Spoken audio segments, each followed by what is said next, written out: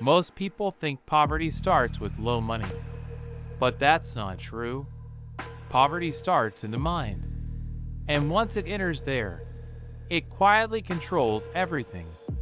Your choices, your habits, even your future. This hidden system has a name: scarcity mindset.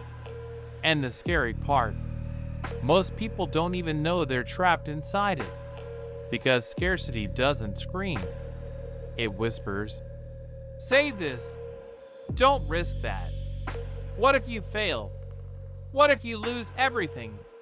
Sounds smart, right? That's why it's dangerous.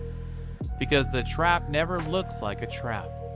Imagine two people, same salary, same city, same opportunities, yet one builds wealth, while the other stays stuck for years. Why? Because scarcity changes how your brain sees reality. Your brain stops searching for growth and starts searching for survival. And survival mode destroys long-term thinking. You stop asking, "How do I grow?" and start asking, "How do I avoid losing?" This tiny shift changes everything. Psychologists discovered something strange.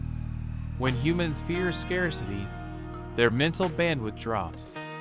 Decision quality falls. Patience disappears.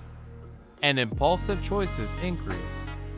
Your brain becomes busy fighting imaginary emergencies, even when danger isn't real anymore.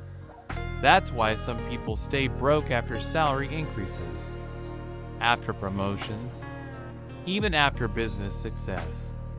Because more money doesn't automatically remove scarcity. Sometimes it feeds it. You know what's darker? Scarcity slowly rewires identity. You stop saying, "I have money problems," and start believing, "I am someone who struggles." That identity becomes a prison. And prisons don't need locks, only beliefs. But here's where things become disturbing. Because scarcity doesn't only affect money, it affects relationships, confidence, career decisions, and even the opportunities you notice.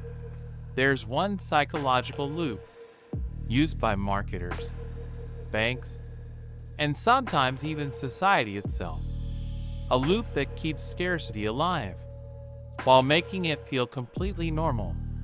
And once you see it, you can't unsee it, because the system was designed to make you chase, not escape. In the next part, we'll expose the invisible loop controlling your decisions every single day, and why most people never realize it's happening. Your brain has one primary mission: keep you safe. Not rich, not successful, safe. And scarcity uses this against you. Here's the loop. Fear creates urgency. Urgency creates emotional decisions. Bad decisions create loss. Loss creates more fear.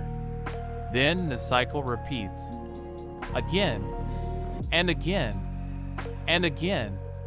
This is why scarcity feels impossible to escape. Because you're fighting a loop, not a lack of money. Ever notice something weird? People with little money sometimes buy things they don't need. Not because they're careless, but because scarcity creates short-term dopamine addiction.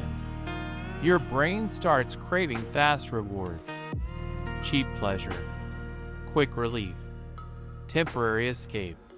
Why save for 6 months when your brain is screaming for comfort now?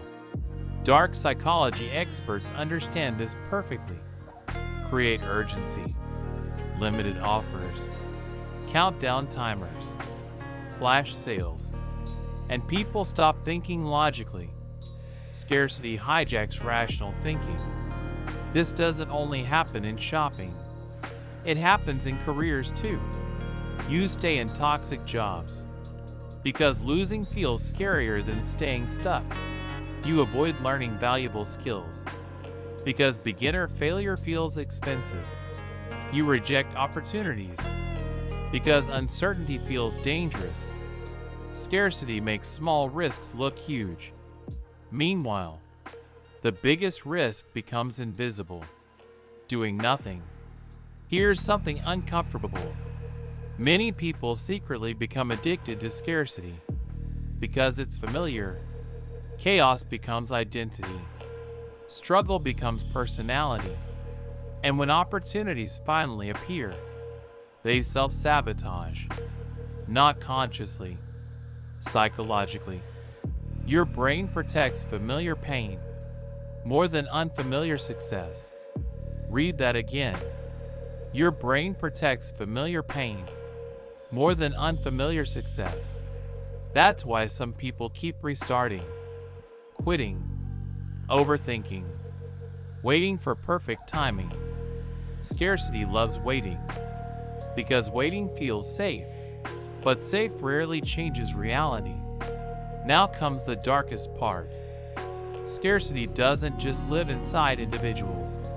Entire systems benefit when people stay mentally trapped, because fearful people consume more, question less, and settle faster. But there is a way out, and it starts with understanding one brutal truth. Your financial reality follows your psychological reality far more than people admit. In the final part, you'll learn how to break this trap before it quietly steals another decade of your life. Escaping scarcity isn't about pretending you're rich.